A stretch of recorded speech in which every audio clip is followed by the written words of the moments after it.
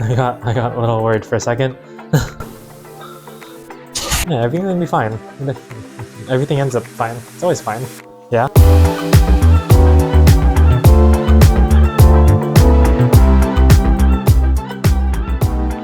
Hey everyone, welcome back to my kitchen. Today we'll be doing Eric Kim's Gochujang caramel cookies. And if you haven't heard of Eric Kim, he's a New York Times columnist. I think that's what he is. He does a lot of recipes and writes a few articles for the New York Times. He just released a cookbook, well, a couple months ago, called Korean American. Highly recommend this book if you like Korean food. So yeah, let's get started on these cookies.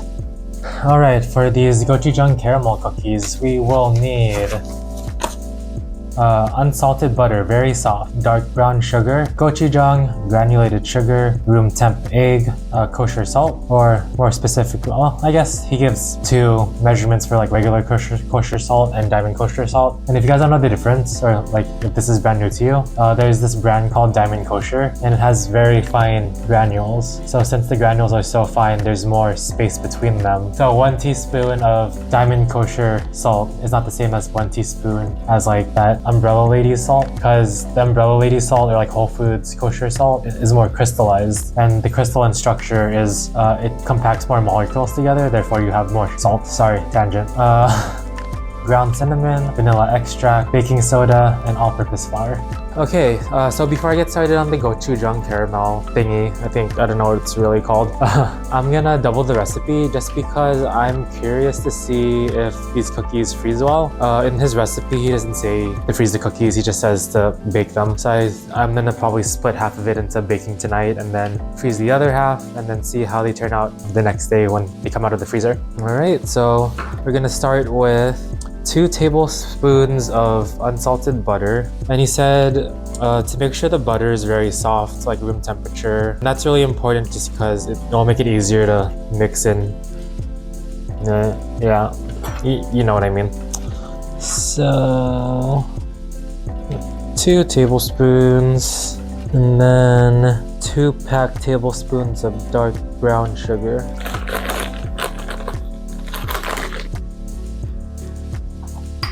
And then the last thing we need to add is just the gochujang. It says 1 heaping tablespoon. And I don't know if I'm right, but I think a heaping tablespoon just means like a very filled tablespoon. So I'm gonna add 2 since I'm doubling the recipe. There's 1. Use a little spatula, just scoop it out. And then he says to just mix this up pretty well, very well. I should have gotten a bigger bowl. Yeah, I think I'm gonna use a bigger bowl.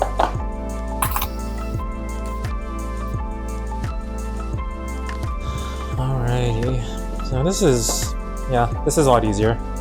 So make sure you grab the appropriate bowl so you can mix this well. So in my head, this doesn't look like much, but he says this is plenty. Maybe it's just an optical illusion because it's in a big bowl. I don't know. Okay, it looks pretty mixed to me.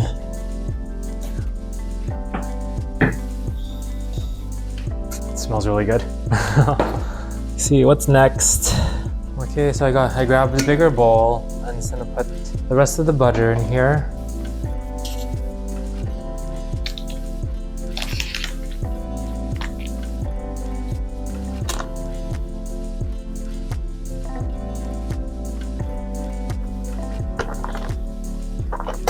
I'm probably gonna get made fun of with how I put my butter into this bowl. Next is the granulated sugar. So for the granulated sugar,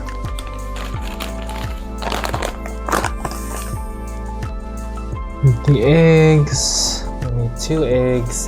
He says it's really important to have the eggs to be at room temperature. So a trick he was talking about, if you're starting like the process and you forgot to take your eggs out, place the eggs in the warm tap water, and then after you're done setting up, hopefully it's at room temperature, but I've had these laying out for overnight. They should be fine.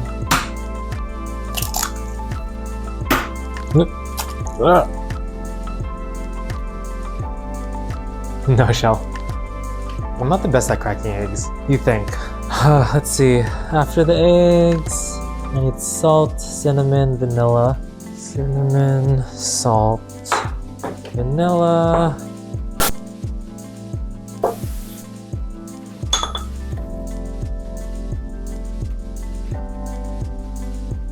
And then so he says to start with a whisk, and I'm gonna mix it until it's smooth. So I'm just gonna smash the butter, just because it's really just getting in the way.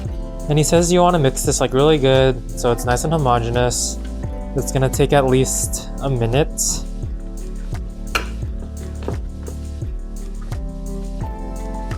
So in his video, he was just hand mixing it, and that's why I'm hand mixing it too. Also just because it's a Sunday night and I don't want to bring my stand mixer out and then look at my kitchen and have my kitchen be messy before the week starts. So I don't know if this is being lazy, because this is pretty tiring. But again, this is double the recipe, so maybe the regular recipe is a lot easier to mix. I think I'm happy with this. It looks pretty mixed to me. He says to switch to a spatula, so that's what I'm gonna do. Just try to clean all this out. Add the flour and gently stir to combine.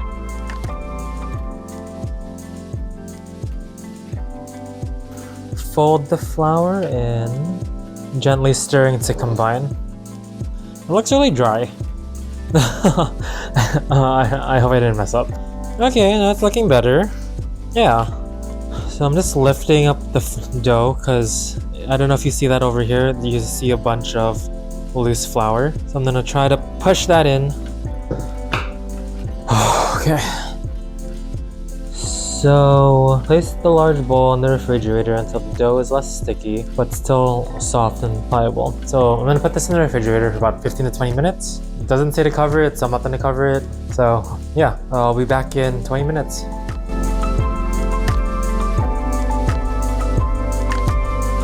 Alrighty, it's been about 20 minutes. So he had very specific directions on how to add the gochujang. He said to add them in plops, which I think is the technical term.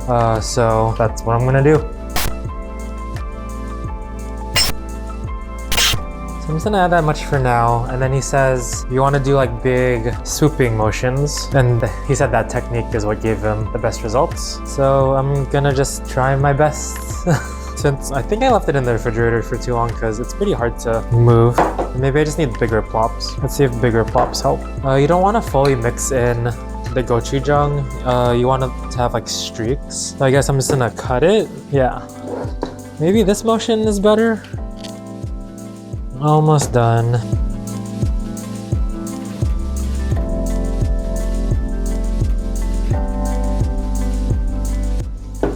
I think this is good. You could see that it's not like fully incorporated into the dough, but it's like swirled and up in there. I don't know if this was over mixing it or not, if you wanted like bigger splotches or blobs, but I'm just gonna stop here before it gets out of control. So I'll probably put this back in the refrigerator. I'll set up the sheet pans and start heating up the oven. So if you saw my last video, that big oven, that's not actually my oven. I'll just put that down. So that oven you saw in my last video wasn't actually my oven. It was the shared oven in our amenity, just because my place is pretty tiny and it also comes with a tiny oven. For today, since I'm gonna freeze most of this cookie dough, I'm gonna use this oven.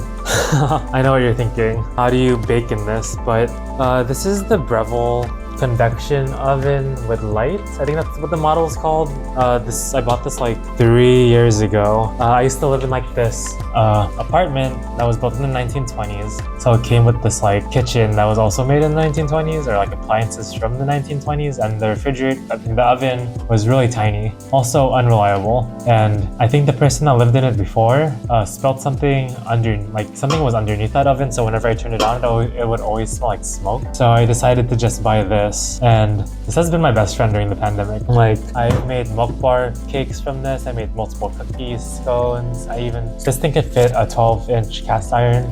pan, so I even make like cast iron pizza. So I also recommend this over like traditional ovens, like even the oven upstairs. I prefer this one more just because when it's smaller, it's easier to heat, it's easier to keep the temperature. Like even though they have convection, it's smaller. So in a smaller environment, it's easier to keep the temperature. So that's why like in bigger ovens, you'll have like hot spots or cooler spots just because it's so big and it's hard to have every point in that oven be the same temperature, especially when the heating sources are spread throughout. So yeah, that's my TED Talk on tiny ovens. He says to use a cookie scoop to scoop out the dough and plop it onto here. He also said that these cookies are gonna spread a lot, and he did that on purpose. He really likes those like thin, large cookies at like bakeries. So I'm just gonna play around. I think 3 is definitely safe. For the next one, I'm gonna push for 4 and see how that goes. So yeah, let's start with 3. And then I like taking the cookie scoop and just scooping it so that there's more. I don't know if you can see that. And then I push it along the sides so it's kind of flat.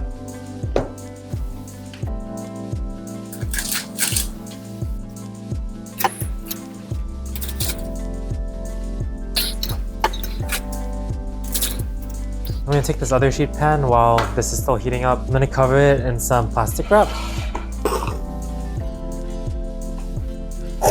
And then the cookies, the cookie dough I push it onto here, I'll put in the freezer.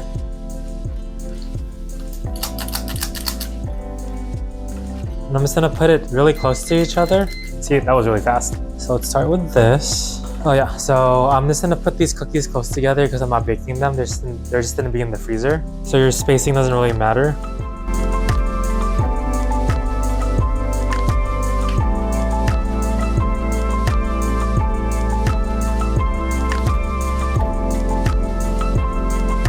Alrighty, so I got the cookies out. They've been cooling and they don't look like the cookies he made. I have a couple theories as to why that is. I'll put up a picture of what it's supposed to look like. I definitely think I over-mixed like the gochujang caramel into the batter. As you can see, this one is very pale, and then this one's like ombre. You could see a little bit of like caramel, like it's like a little wet spot down there, like down here. I want to say this one's the one that resembles his cookie the most. There's that nice little ridge in the middle. He described his cookies as like being tectonic plates, a lot of ridges.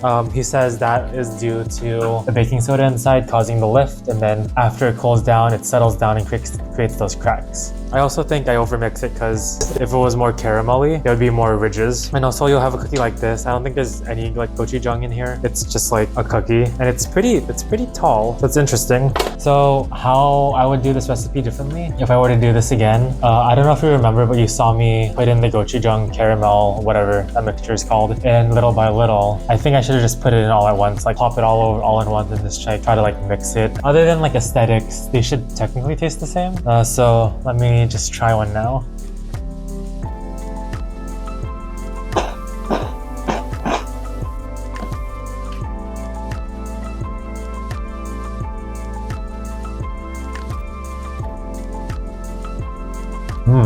Very interesting. It's like sweet.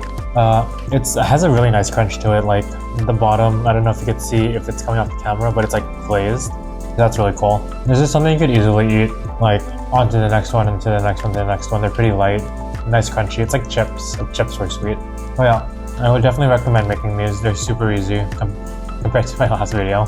Yeah, just keep in mind, don't overmix the gochujang caramel. Yeah, I think that's the biggest thing. Don't overmix the gochujang caramel. Well, yeah, I'm gonna take out the frozen dough tomorrow. I'll bake those off and I'll let you guys know how that is. Alright, see ya. Alrighty, been a busy morning.